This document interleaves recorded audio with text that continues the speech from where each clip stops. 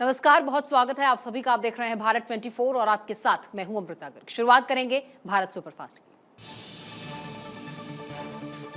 कपराड़ा में प्रधानमंत्री मोदी की जनसभा। गुजरात में बीजेपी की जीत का दावा किया। कहा, गुजरात में रिकॉर्ड वोट से होगी जीत। गुजरात के वलसाड में पीएम मोदी का रोड शो में उमड़ा जनसैलाब। पीएम के साथ सीएम भी मौजूद रहे। पीएम मोदी ने भावनगर में सामूहिक शादी कार्यक्रम पापानी परी लग्नोत्सव 2022 में हिस्सा लिया और इस समारोह में 522 बेटियों का विवाह हुआ। हिमाचल के ऊना में अमित शाह की दहाड़। कहा, हमने घर में घुसकर पाकिस्तान को सबक सिखाया और आज देश विकास की राह पर है। जनसभा के दौरान गृह मंत्री अमित शाह ने कहा, बीजेपी ने जम्मू कश्मीर में 370 को खत्म किया। हिमाचल प्रदेश के जसवां परागपुर में अमित शाह की रैली। कहा, आज हम विश्व की 5वीं सबसे बड़ी अर्थव्यवस्था। हिमाचल प्रदेश के नगरोटा में गृह मंत्री अमित शाह ने विपक्ष पर निशाना साधा। कहा, विपक्ष के पास कोई मुद्दा है ही नहीं। गृह मंत्री अमित शाह ने कहा, एक रिवाज है कि एक बार कांग्रेस आती है, दूसरी बार भाजपा। उत्तराखंड, यूपी, असम, मणिपुर में बीजेपी ने रिवाज बदला। अब एक बार भाजपा आती है तो बार बार भाजपा आती है। हिमाचल प्रदेश के नगरोटा में गृह मंत्री अमित शाह का भव्य स्वागत किया गया। हिमाचली टोपी और शॉल भी भेंट किया गया। हिमाचल प्रदेश के लिए बीजेपी ने जारी किया संकल्प पत्र। बीजेपी अध्यक्ष जेपी नड्डा ने जारी किया मैनिफेस्टो। इस दौरान सीएम जयराम, प्रदेश के अध्यक्ष सुरेश कश्यप और केंद्रीय मंत्री अनुराग ठाकुर समेत कई नेता मौजूद रहे। भाजपा के राष्ट्रीय अध्यक्ष जेपी नड्डा ने कहा, संकल्प पत्र में 11 वादे किए गए हैं। ये वादे समाज में समानता लाएंगे। बीजेपी के संकल्प पत्र में महिलाओं और युवाओं पर फोकस। 8 लाख लोगों को रोजगार देने का वादा किया गया। बेटियों को स्कूल जाने के लिए साइकिल। बीजेपी ने अपने संकल्प पत्र में हिमाचल प्रदेश में यूनिफॉर्म सिविल कोड लागू करने पर जोर दिया। जेपी नड्डा ने कहा, हिमाचल के विकास पर सरकार का फोकस। नड्डा ने कहा, सेब की पैकेजिंग में इस्तेमाल होने वाले सामान पर 12% जीएसटी लगेगी, जिसमें अतिरिक्त जीएसटी राज्य सरकार वहन करेगी और राज्य में 5 नए मेडिकल कॉलेज खोलने की भी घोषणा की गई। केंद्रीय मंत्री अनुराग ठाकुर का बयान। कहा, हिमाचल में फिर से बनेगी भाजपा की सरकार, हमें लोगों का मिल रहा है समर्थन। केंद्रीय मंत्री अनुराग ठाकुर का बयान। कहा, डबल इंजन की सरकार में तेजी से विकास जारी है। कांग्रेस ने लोगों का मोहभंग किया है। डबल इंजन की गाड़ी, बीजेपी संग पहाड़ी। हिमाचल प्रदेश में बीजेपी का जनसंपर्क अभियान। शिमला में जनसंपर्क अभियान में शामिल हुए जेपी नड्डा और हिमाचल के सीएम भी मौजूद रहे। हिमाचल के कुल्लू में उत्तराखंड के सीएम पुष्कर सिंह धामी ने हुंकार भरी। कहा, फिर से बनेगी डबल इंजन की सरकार। हिमाचल प्रदेश के लिए बीजेपी के संकल्प पत्र पर सियासत तेज। हिमाचल प्रदेश के कांग्रेस के प्रभारी राजीव शुक्ला ने बीजेपी के संकल्प पत्र को कांग्रेस की नकल बताया। उन्होंने कहा, 2017 के घोषणा पत्र में जो वादे किए थे वो वादे तो पूरे नहीं किए गए।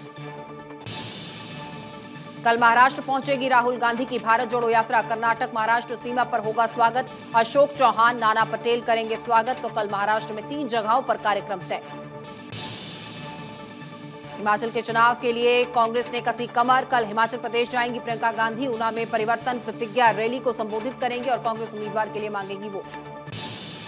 उत्तर प्रदेश के मुख्यमंत्री योगी आदित्यनाथ का हिमाचल दौरा सोमवार को होगा। 3 जनसभाओं को संबोधित करेंगे योगी। ऊना, मंडी, सोलन में जनसभा संबोधित करेंगे योगी।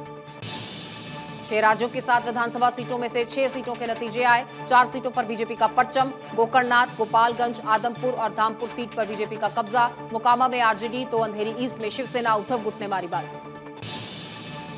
गोला गोकर्णनाथ विधानसभा सीट से बीजेपी प्रत्याशी अमन गिरी ने दर्ज की जीत। बीजेपी प्रत्याशी अमन गिरी ने सपा प्रत्याशी को भारी मतों से हराया। अमन गिरी ने सपा उम्मीदवार को 38,000 वोटों से शिकस्त दी। लखीमपुर खीरी के गोला उपचुनाव में बीजेपी की जीत पर प्रदेश कार्यालय में जश्न का माहौल। बीजेपी के बड़े नेता पार्टी दफ्तर पहुंचकर बधाई देते नजर आए। आतिशबाजी के साथ जश्न मनाया गया। गोला गोकर्णनाथ उपचुनाव में बीजेपी की जीत हुई तो वहीं यूपी कैबिनेट मंत्री धर्मपाल सिंह ने कहा, मोदी और योगी की नीतियों के चलते उपचुनाव में रिकॉर्ड मतों से भारतीय जनता पार्टी के प्रत्याशी ने जीत हासिल की। सपा सुप्रीमो अखिलेश यादव का बयान। गोला गोकर्णनाथ उपचुनाव में लोकतंत्र पराजित।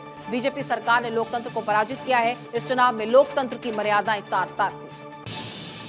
गोला गोकर्णनाथ उपचुनाव में सपा की हार पर बोले सपा विधायक रविदास मल्होत्रा, पहले की तुलना में इस बार बीजेपी की जीत का अंतर कम है, लिहाजा बीजेपी का ग्राफ गिरा है। उपचुनाव में वोटिंग से पहले अधिकारी का ट्रांसफर कर दिया, जो कि संदेह के घेरे में है।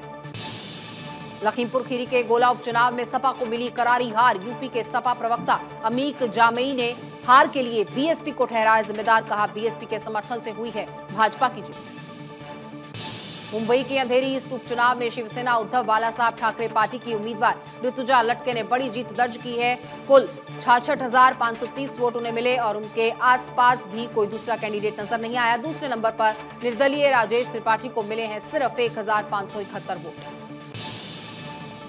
अंधेरी विधानसभा मध्यावी चुनाव जीतने के बाद उद्धव बालासाहब ठाकरे शिवसेना की निर्वाचित विधायक ऋतुजा लटके ने बालासाहब ठाकरे की समाधि स्थल पर माथा टेका। ऋतुजा लटके ने कहा कि मैं अपनी जीत बालासाहब ठाकरे के चरणों में अर्पित करती हूं। जीत के लिए उन्होंने जनता का शुक्रिया भी अदा किया।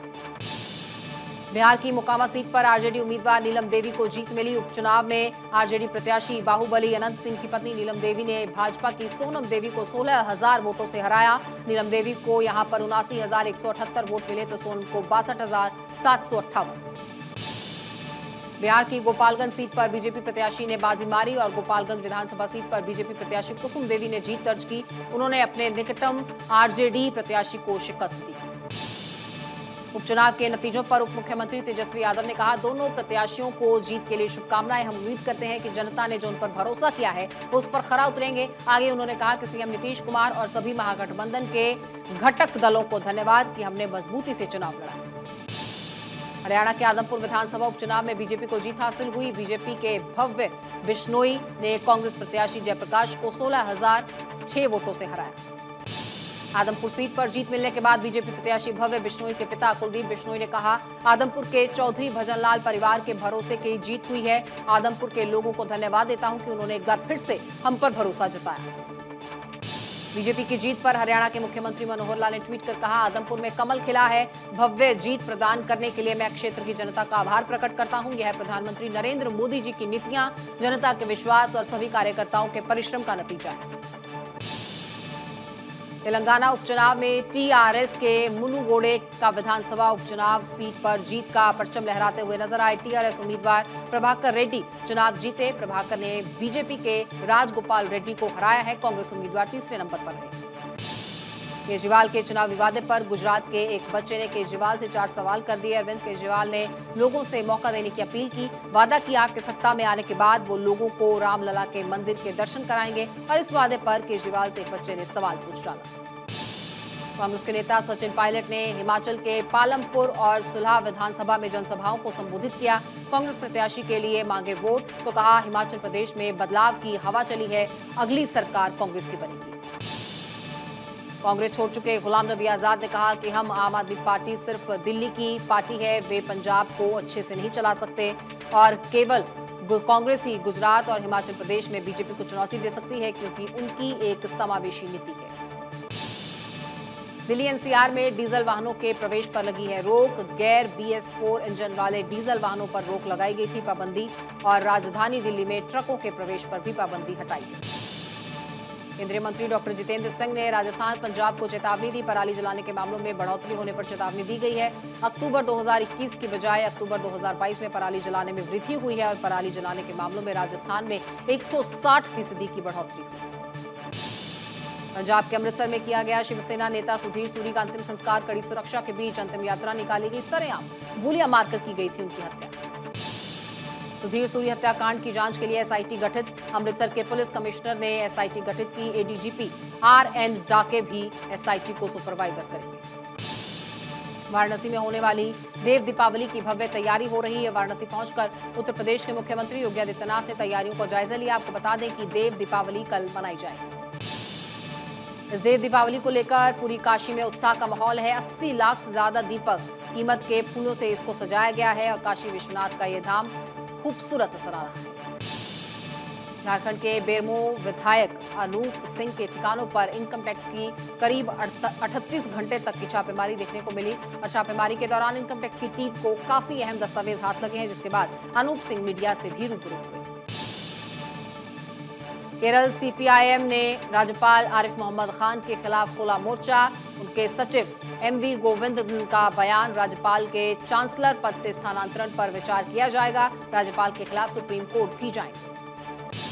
तमिलनाडु में ऑटो में महिला ने बच्चे को जन्म दिया, जिसके चलते स्वास्थ्य विभाग की सेवाओं पर सवाल खड़े होने लगे हैं। मामला नीलगिरी जिले का है, जहां एम्बुलेंस के समय पर न मिलने पर ऑटो रिक्शा में ही बच्चे को जन्म दिया गया। दिल्ली की एंटी नारकोटिक्स सेल को बड़ी कामयाबी मिली। एक विदेशी नागरिक समेत 2 अंतर्राज्यीय ड्रग पेडलर्स को गिरफ्तार किया गया। इनके पास से भारी मात्रा में हेरोइन बरामद किए गए। एक स्कूटी, 2 फोन भी आरोपियों के पास से बरामद हुए।